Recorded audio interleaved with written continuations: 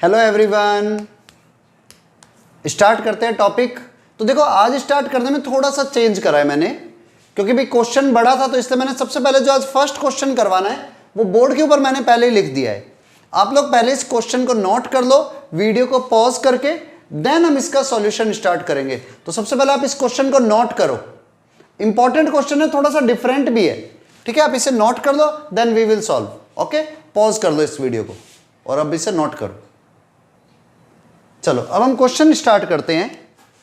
देखो पहले इस क्वेश्चन को समझते हैं। Suppose x and y are two real number, समझ आ गया होगा, such that rth mean between x and 2y is equal to the rth mean between 2x and y।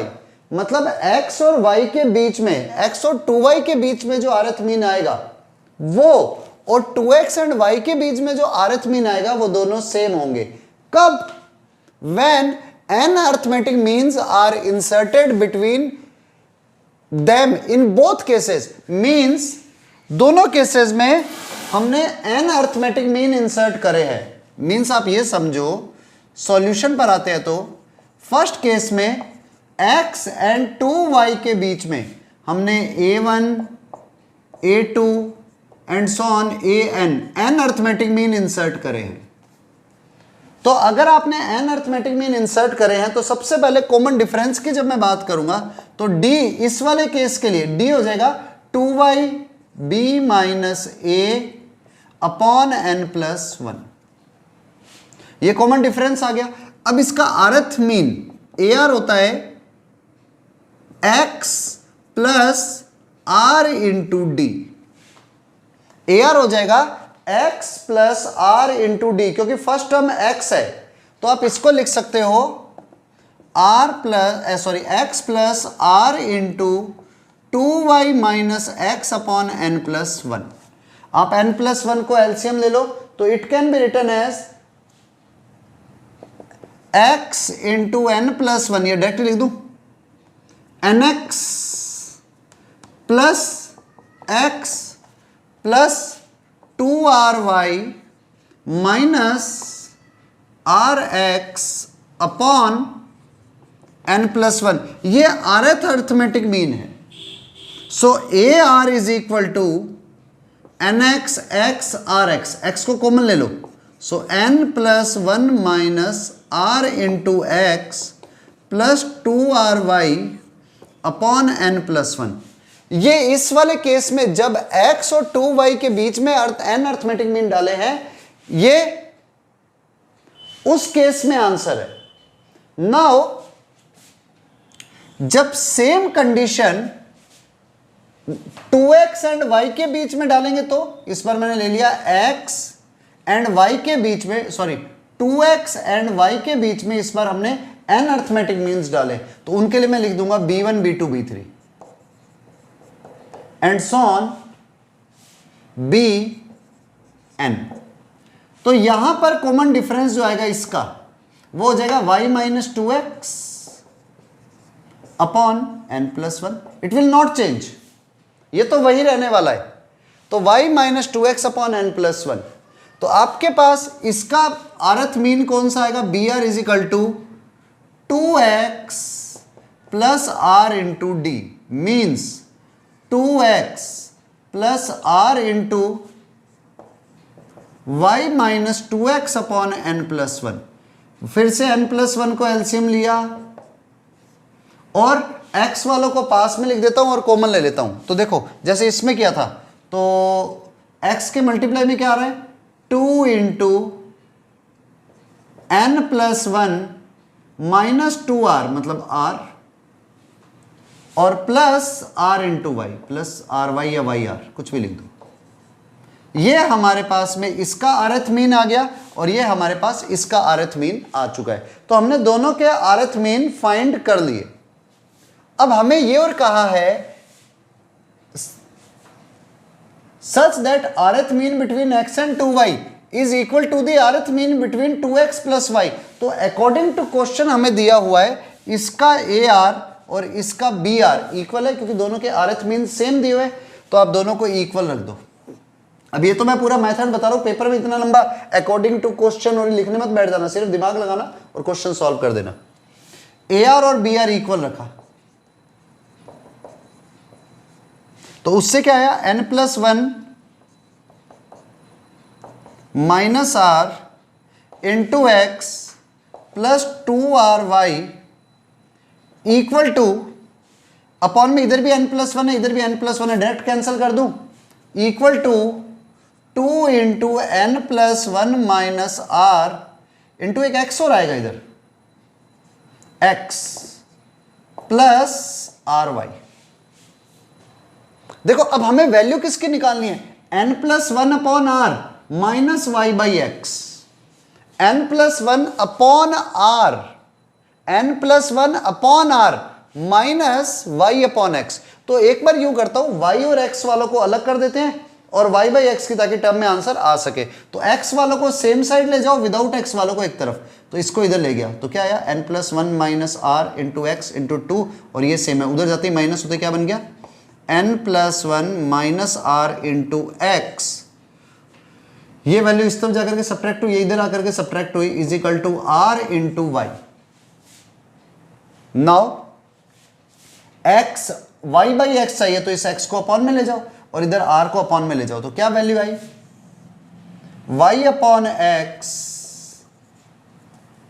हमें y अपॉन एक्स माइनस करना है, तो y अपॉन एक्स इधर आ गया, r इधर आ गया, तो वैल्यू क्या बनी, n+1 minus r upon r is equal to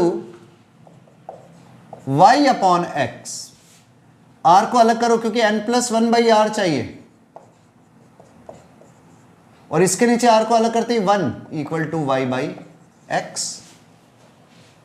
same side ले जाओ, n+1 upon r minus y upon x equal to 1।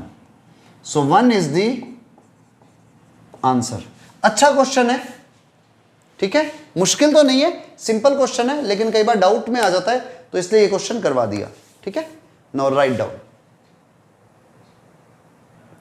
चलो, one more question, if the sides of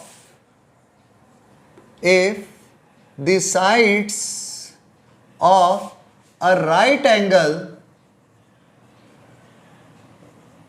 triangle are in AP, such that, एक minute, sorry, if the side then they will be in proportion to, then they will be in proportion। आप ये भी बोल सकते हो, then the ratio of sides are, या is, first option is 1:2:3, second ratio is 3:4:5, third is 2:3:4, and fourth one is none of these। आपको answer बताना है, ठीक है। आप पहले खुद ट्राई करो, बस क्वेश्चन को थोड़ा सा ध्यान से करना कि भी ट्रायंगल, राइट एंगल ट्रायंगल है जिसकी साइड्स की जो लेंथ है वो एपी में है, ठीक है। अब आप कैसे 3 साइड से आप कैसे भी कर सकते हो, रूल काफी बताए हुए हैं आपको। चलो देखो, अब इसे सॉल्व करते हैं। हालांकि अगर ट्रिक से करेंगे तो बहुत जल्दी आंसर आ जाएगा, लेकिन फिर भी नन ऑफ दिस के कारण से उसमें कंफ्यूजन रह सकता है। ट्रिक में तो ये है, अगर एक साइड 3 है, एक 4 है, एक 5 है, तो राइट एंगल ट्रायंगल में पॉसिबल है 3² + 4² इक्वल टू 5² होता है, मींस पाइथागोरस थ्योरम लग रही है, तो आंसर यही हो सकता है इन दो के कंपैरेटिवली। पर नन ऑफ दिस भी तो हो सकता था, तो अपन चेक कर लेते हैं एक बारी। आपके देखो 3 साइड्स है राइट एंगल ट्रायंगल की, तो अगर आपके से ये 90 डिग्री एंगल है, इसके सामने वाली साइड सबसे बड़ी होती है, तो अगर आप साइड्स को लेते हो, एक को लोगे a, एक को a + b, एक को a - b लेंथ वाइज, तो मैं इससे ले लेता हूं a b c, a के सामने वाली साइड को ले लेता हूं a + b, इस साइड को ले लेता हूं a - b, और इसे ले लेता हूं a। आप a - d, a + d ले सकते हो। अब पाइथागोरस थ्योरम के हिसाब से a माइनस बी का स्क्वायर प्लस a का square is equal to a plus b का होल स्क्वायर होगा। तो हुआ क्या, a square plus b square minus 2ab plus a square equal to a square plus b square plus 2ab। देखो एक a square और एक b स्क्वायर कैंसिल आउट कर दो, तो बचा क्या, a square minus 4ab equal to 0। We can take a common, तो अंदर क्या रह गया, a minus 4b equal to 0।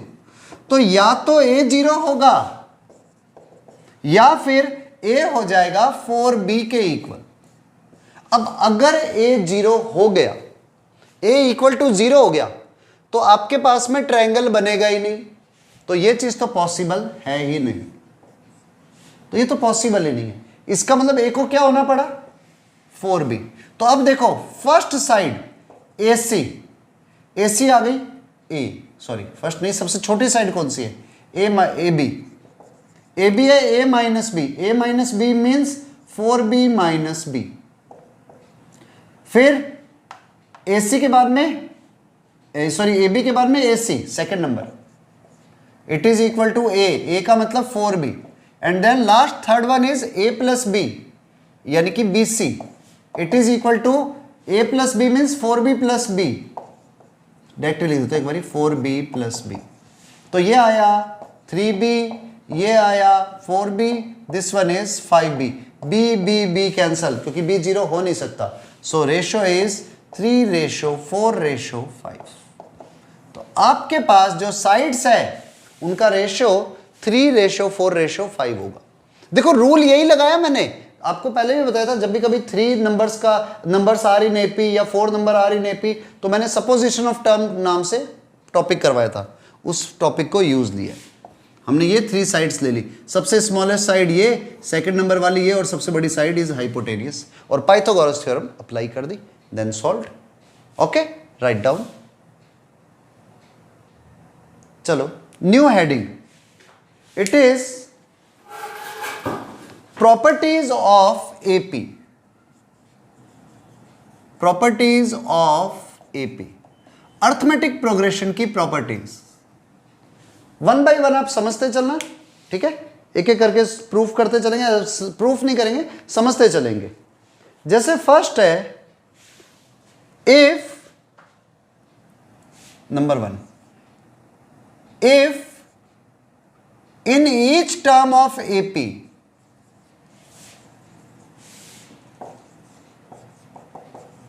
a fixed non-zero number is added or subtracted। अगर कोई एपी है उसमें एक फिक्स्ड नॉन जीरो नंबर आप ऐड कर रहे हो या सब्ट्रैक्ट कर रहे हो, देन द न्यू सीक्वेंस या series is also an AP with same common difference। Means अगर हम कोई AP लिख रहे हैं और उसमें मैंने एक फिक्स नंबर ऐड कर दिया तो भी नई सीरीज भी AP आएगी, और जो प्रीवियस सीरीज में डिफरेंस था वही डिफरेंस उस सीरीज का भी रहेगा। ऐसे कोई सिमिलर नंबर सब्ट्रैक्ट कर देते हैं तो भी न्यू सीरीज एपी ही रहेगी और उसका डिफरेंस भी वही रहेगा जो ओरिजिनल सीरीज में था। कैसे, समझ लो इसे, जैसे एक सीरीज लिखी मैंने 3, मैं इसमें 4 ऐड कर रहा हूं, 7, 11 और 11 एंड 4 15, 19, 23 एंड सो ऑन, ये सीरीज चल रही है। तो इसका कॉमन डिफरेंस कितने का है, d is equal to 4, common difference 4 का था।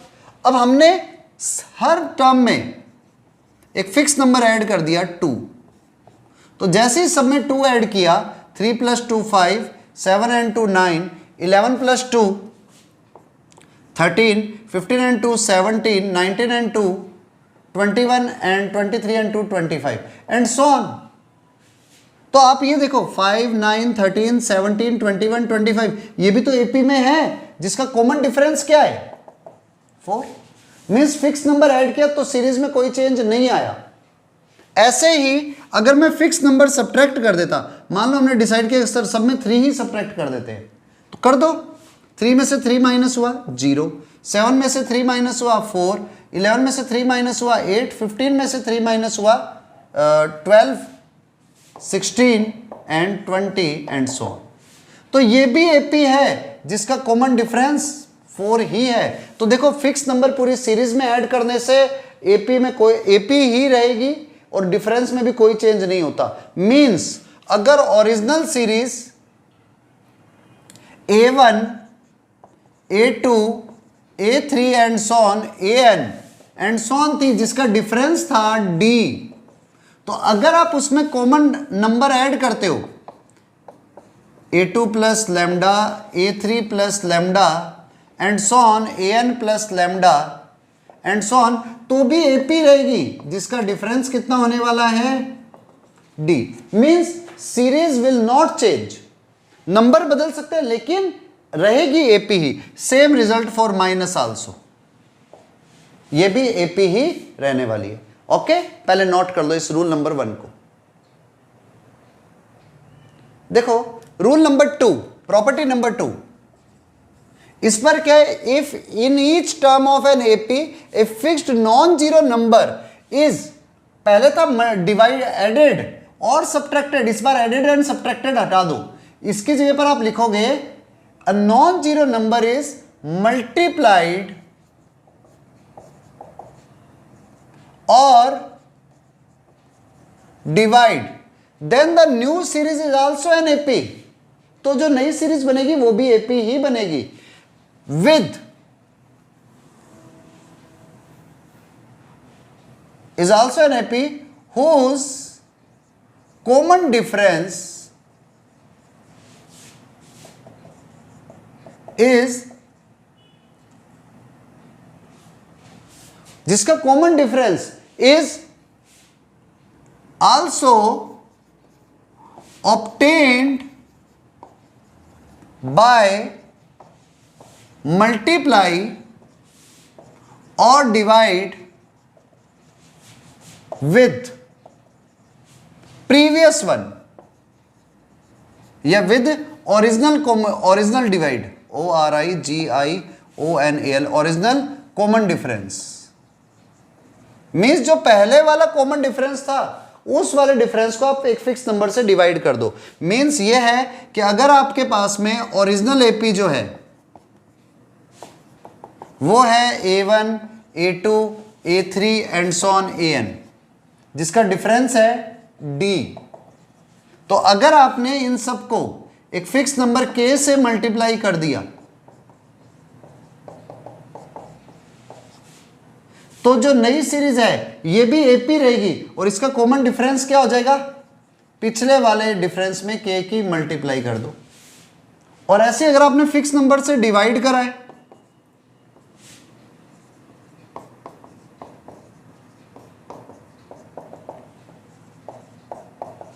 तो जो कॉमन डिफरेंस होगा वो भी पिछले वाले डिफरेंस से डिवाइड करने पर आएगा इसी नंबर को।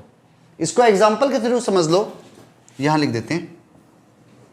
जैसे नंबर है मेरे पास में सीरीज के 2, मैं इसमें 6 ऐड कर रहा हूं, 8, 14, 20, 6 ऐड किया ना, 26 एंड सो ऑन। तो अगर आपके पास ये सीरीज है, इसका डिफरेंस कितने का है, डिफरेंस है हमारे पास में 6 का।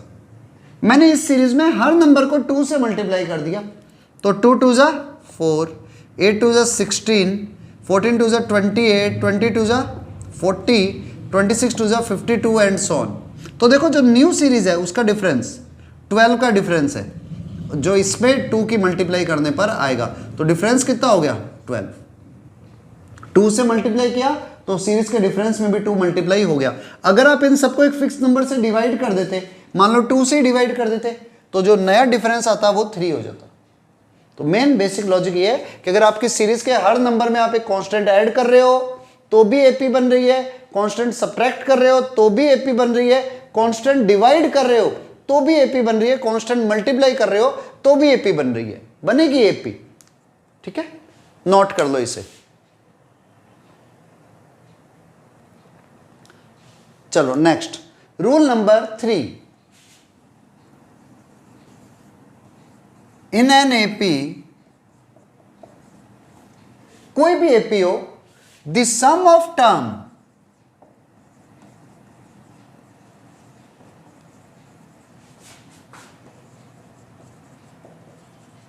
equidistant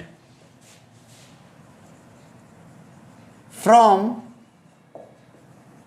beginning and from end, मतलब आप कोई भी एपी है जिसमें फिक्स नंबर ऑफ टर्म्स लिखी हो, आप उसमें स्टार्ट से या एंड से इक्वल डिस्टेंस पर सम का टर्म लोगे, सॉरी टर्म्स का सम लोगे। In an AP, the sum of term equidistant from beginning and from end is a constant. ये हमेशा constant होगा and it is equal to the sum of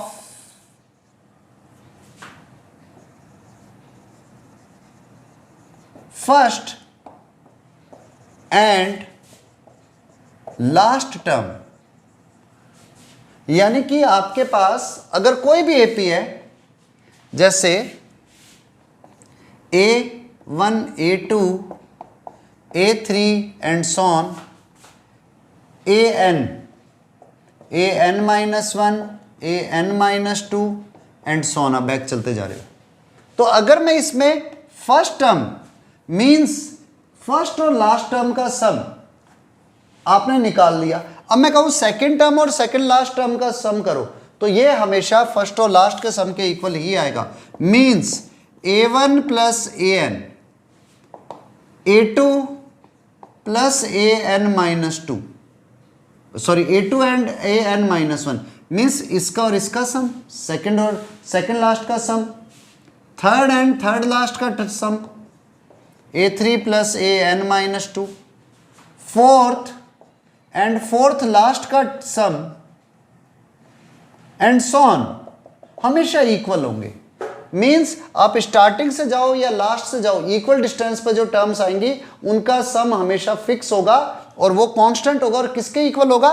first और last के एडिशन के, first और last के एडिशन के। आप ये भी लिख सकते हो Tn इज इक्वल टू, या सॉरी Tn मीन्स स्टार्ट से nवी टर्म, अगर टोटल टर्म्स m है तो Tm minus n plus 1th term, start से nवी टर्म और लास्ट से nवी टर्म का सम हमेशा फर्स्ट और लास्ट टर्म के एडिशन के इक्वल होता है। अगर और नहीं समझ आए तो एक आधा एग्जांपल लिख करके समझ लेते हैं। जैसे मैंने एक सीरीज लिख दी 1 3 5 7 9 11 13 15 17 19, बस इतनी टर्म्स लिखी। आप इसका और इसका सम कर लो, 1 और 19 इज 20, आप सेकंड और सेकंड लास्ट का सम करो, 3 प्लस 17 20, 5 और 15 का सम करो 20, 7 और 13 का सम करो 20, 9 और 11 का सम करो 20। तो स्टार्ट से और एंड से इक्वल डिस्टेंस पर जो सम होती है उनका टर्म्स होती है, उनका सम हमेशा फिक्स होता है। और किसके इक्वल होता है? फर्स्ट और लास्ट के एडिशन के। तो आप इस रूल को इससे भी याद रख सकते हो, लर्न कर लेना। ये सारे रूल्स काम आने वाले हैं, क्वेश्चंस में बहुत अप्लाई होंगे, राइट डाउन। अब देखो नेक्स्ट रूल नंबर 4, कोई भी एपी है इन एनी, या इन भी नहीं, एनी टर्म ऑफ एपी। अब देखो एनी टर्म ऑफ एपी का मतलब लॉजिकली सोचना होगा आपको, ये नहीं कि भाई आप कोई भी टर्म सोच लो। यहां पर एनी टर्म का मतलब ये है कि फर्स्ट और लास्ट टर्म की बात नहीं कर रहे। Any term of AP is the arithmetic mean of terms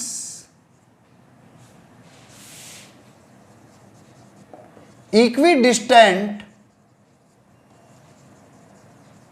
from it।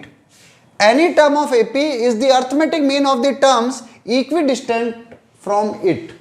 Means AP की कोई भी टर्म है वो अपने से इक्वल डिस्टेंस की टर्म का अर्थमेटिक मीन होती है। जैसे एग्जांपल से समझो, 1 मैं 5 ऐड कर रहा हूं 6 पर 5 से तो एक सिंपल सीरीज बन जाती है। मैं 6 ऐड कर रहा हूं 7 and 6 13 and 6 19 and 6 25 and 6 31 and 6 37 and 6 कुछ गलती नहीं होगी, 37 एंड 6 43, ठीक है, एंड 43 एंड 6 इज अगेन 49। बस इतनी बहुत है। अब कोई भी टर्म ले लो, मान लो आपने 31 ले ली, आप इन दोनों की इससे एक एक नंबर आगे चलते हैं, 25 और 37 की average low, 7 and 5 12, 3 and 2 6, 62/2 it is 31। आप इससे इधर चले जाओ और इधर चले जाओ, 2 नंबर आगे चले गए। 19 और 43 का एडिशन करो upon 2 it is again equal to 31। ऐसी इन नंबरों से इक्वल डिस्टेंस पर आप हो, 31 से 3 नंबर आगे और पीछे गए, आप इनकी भी एवरेज लो तो 31 ही आएगा। मीन्स कोई भी टर्म है वो अपने से आगे उतनी ही टर्म से ले जाओ जितनी पीछे गए हो, उन दोनों की एवरेज होगी। तो आप इसको लिख सकते हो टी के मतलब kth term is equal to t k minus r plus t k plus r upon 2। Means कोई भी टर्म है वो अपने से r नंबर पीछे और r नंबर आगे वाली टर्म्स की अर्थमेटिक मीन के इक्वल होती है। अर्थमेटिक मीन्स एवरेज के इक्वल होती है। क्लियर? आई थिंक समझ में आ गया होगा, नोट कर लो जल्दी से। देन नेक्स्ट प्रॉपर्टी पे चलते हैं। अब नेक्स्ट आते हैं property number 5। In an AP with odd number of terms, कोई भी एपी है जिसमें नंबर ऑफ टोटल टर्म्स जो है वो ऑड है, तो उसके अंदर अगर आप उनका सम करते हो then sum of terms is equal to product of number of terms and middle term. इसका मीनिंग क्या हुआ, इसको थोड़ा सा वैसे समझ में इजीली आ जाएगा क्योंकि पिछली प्रॉपर्टी इससे रिलेट ही कर रही है ये। मान लो आपके पास में ऐसे है टर्म 1, मैं टर्म नंबर लिख रहा हूं T1, T2, T3, T4, T5, T6, T7, 7 terms ले ली। अब मैं चाहता हूं इन सारी टर्म्स का सम करूं, तो मैं करूंगा क्या, T1 plus T2 plus T3 plus T4 plus T5 plus T6, sorry 1 2 3 4 5 6 7, तो मैं 7 टर्म्स का सम करूंगा, तो लिखूंगा क्या 7/2 into first plus last term, rule wise math के rule n/2 into first plus last term, और we can say 7 into T1 plus T7 upon 2। अब देखो T1 प्लस T7 फर्स्ट और लास्ट टर्म का एडिशन है, और जो मिडिल टर्म है वो इन दोनों से इक्वल डिस्टेंस पर है, क्योंकि मिडिल टर्म हमेशा ऑड नंबर ऑफ टर्म है तो उसमें मिडिल टर्म हमेशा इक्वल डिस्टेंस पर होती है दोनों टर्म से। तो यहां पर और यहां पर, तो ये T4 इन दोनों की एवरेज होगी, so it means T4 is equal to T1 plus T7 upon 2। तो ये क्या हो गया 7 इंटू T4, या बोल दो 7 इंटू मिडिल टर्म। तो अगर आप सारी सीरीज का सम करना चाहते हो जिसमें total number of terms odd हैं, तो आप क्या करोगे, जितनी टर्म्स है उनको काउंट कर लो, 7 8 7 9 11 13 जो भी है, और उसमें मिडिल टर्म की मल्टीप्लाई कर दो, आपका आंसर डायरेक्ट आ जाएगा। ठीक है, नोट कर लो, ये समझने के लिए बड़ा सिंपल सा रूल था। ठीक है, write down. Next number 6 property. आपके पास में कोई भी एपी है, पहले इसको एग्जांपल से समझाता हूं।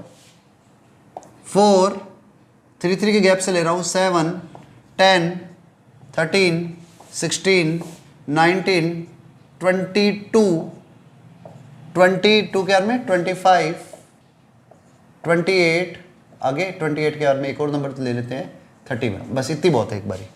ये एपी है। मैंने एक एक नंबर छोड़ के चल पड़ा, 4, 10, 16, 22, 28, ऐसे आगे एक नंबर और लेंगे तो 31 के आगे 34, यहां तक चलेगा। तो अब जो सीरीज बन रही है, क्या ये भी एपी है? देखो इसका गैप 6 का गैप, इधर भी 6 का गैप, इधर भी 6 का गैप, इधर भी 6 का गैप, तो ये भी एपी है। अब किसी ने कहा नहीं सर मैं तो 2 छोड़ रहा हूं, 4 के में 13, फिर 2 छोड़ के 22, फिर 2 छोड़ करके 31, तो भी देखो 4 और 13 का गैप 9, 13 और 22 का गैप 9, 22 और 31 का गैप 9। तो अगर कोई सीरीज एपी है तो आप रेगुलर इंटरवल में उसमें से टर्म्स लोगे ना, तो वो नई सीरीज भी एपी होगी।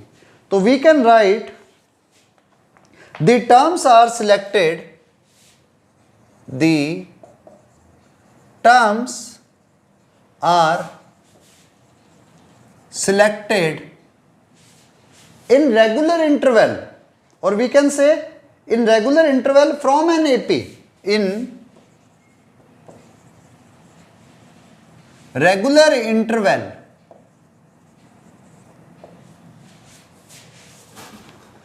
from an AP,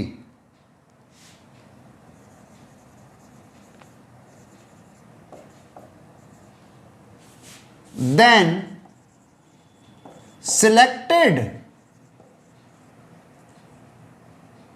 SELECTED, selected terms are also in AP। अगर कोई AP है और आपने सीरीज के अंदर क्या किया, कुछ रेगुलर इंटरवल से नंबर लिख दिए, तो उसी सीरीज के, तो वो जो नया नंबर्स आएंगे, नई सीरीज आएगी, वो भी AP होगी। हाँ कॉमन डिफरेंस अलग होगा, ये तो डेफिनेट है, ठीक है, नोट कर लो। और इसके बाद में बस last one more property. Now next 7th property, आपके पास x1, x2, x3 and so on xn and so on आगे भी चल रही है, इज एपी। ये एक अर्थमेटिक प्रोग्रेशन है जिसका डिफरेंस है d भी नहीं लिख करके d1 लिख देता हूं, एपी है। ऐसे ही x2, x3, x4 and so on xn, ये भी एपी है जिसका डिफरेंस है d2। आपके 2 सीरीज एपी बन रही है। Then x1 plus x2, x1 plus x3, sorry मैंने गलत लिख दिया, इधर y1 y2 लिखना था मुझे, y1 y2 y3 yn and so on, ये भी एपी है जिसका डिफरेंस d2 है। तो x1 plus y1, x2 plus y2, x3 plus y3 and so on xn plus yn भी एपी होगी जिसका डिफरेंस होगा d1 प्लस d2। मतलब यह है अगर आपके से कोई 2 एपी मिल रही है, आप उनकी कॉरस्पॉन्डिंग टर्म्स को ऐड कर दो, तो जो नई सीरीज मिलेगी वो भी एपी होगी, नई सीरीज मिलेगी वो भी एपी होगी, लेकिन उसका डिफरेंस उन दोनों के कॉमन डिफरेंस का एडिशन होगा। अब मन से एग्जांपल लिया करो इसके बाद में। और same rule for subtraction also, जो रूल हमने एडिशन के लिए लिखा है वही का वही रूल सब्ट्रैक्शन के लिए भी आ जाएगा। तो यहां पर डिफरेंस में भी वही रूल सब्ट्रैक्शन पे लग जाएगा।